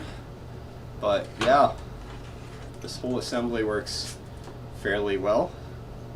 All the electronics are there, everything is good. It's just a matter of wiring things up. So fusing all these plastics together. Might do another live stream for that. And getting all the nozzles down. So next steps, I think, as I was saying before, is probably getting all of the different nozzles bent for this project, so that we can properly secure everything in, make sure that all the different pieces fit. Yeah, other than that, it's just a matter of doing that, and then wiring. Final step will be painting. That's gonna take a while. And all the other details as well. I still have to 3D print those and model those, some of the more obscure components, all the faceplates and whatnot. So once it's together, that will probably be the next priority. But yeah, like the fundamentals work, so it's just a matter of time now. It's a matter of time. So I'll keep you guys up to date with what we're gonna do next and when that will be. But make sure to kind of check out my YouTube shorts. I will keep you guys updated with what's going on there. But yeah, other than that, I've been your captain, and I hope you enjoyed your journey. Until next time, everyone.